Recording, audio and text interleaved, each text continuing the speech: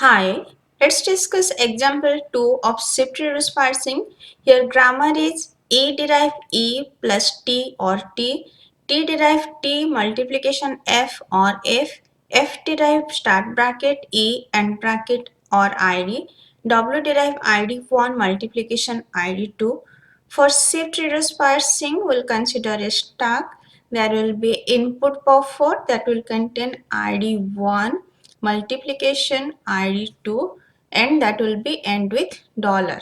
Now we'll consider three column, one will for stack, another will for input string and another will for action. Initially stack contain dollar and input string contain ID1 multiplication ID2 followed by dollar. So what action will do is simply shift this ID1 to stack. So we'll shift this onto the stack. Now there will be ID1. Now stack contain ID1. Just check is this ID is a handle? Yes, this is a handle. ID is present here. This is a handle and this can reduce to F. So what will be action? Action will be reduce F derive ID. Means from ID will reduce to F on this stack. Now stack contain F and input pointer is pointing to multiplication. Now just check is this F is a handle? Yes, F is present here and this is a handle and it can be reduced to T. In action we will write reduce T derive F. So this thing do in next step. Now in place of F we will reduce to T. So now stack contain T and input pointer is pointing to multiplication.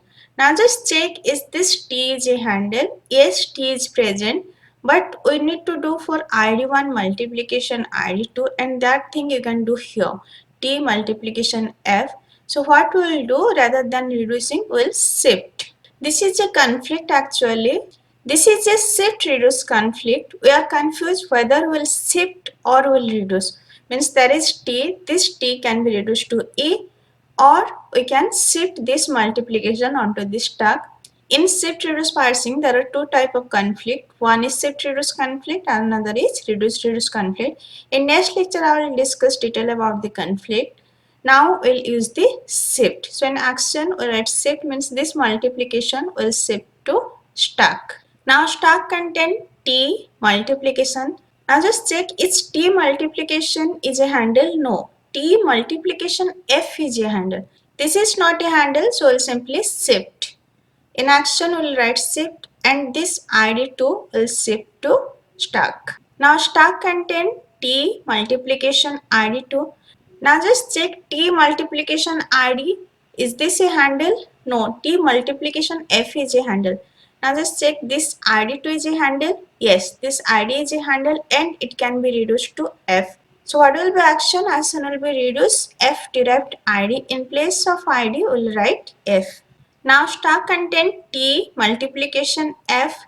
Now just check is this is a handle? Yes. T multiplication F is present at RHS. This is a handle and it can be reduced to T. In action we will write reduce T derive T multiplication F.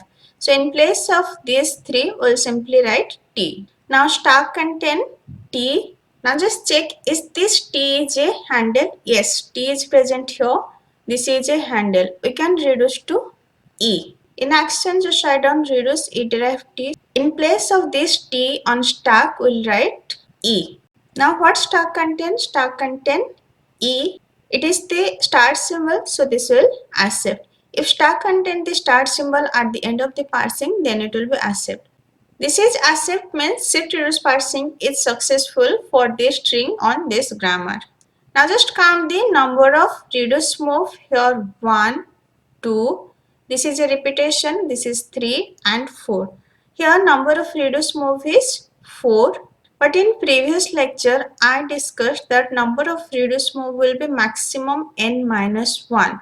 Here n is 3. It should be n minus 1 means it should be 2. But we got 4. So why we got 4? As there is unit production. This formula is correct. It is for without epsilon and without unit production. Here there are unit production. This is a unit production T derive F. Then E derive T. This is a unit production. ID1 multiplication ID2. Number of token is 3.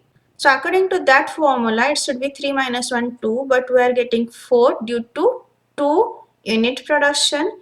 These 2 unit production are this E derive T and T derive F. Here we are not deriving any terminal, we are just going from one variable to another variable. So if we'll add these two, it will be 2 plus 2, that is 4. This formula is correct for without unit production and without epsilon production. If there is unit production or epsilon production, then you need to check. In next lecture, I will discuss shift reverse parsing conflict. If this lecture is helpful for you, please like and subscribe. Thank you.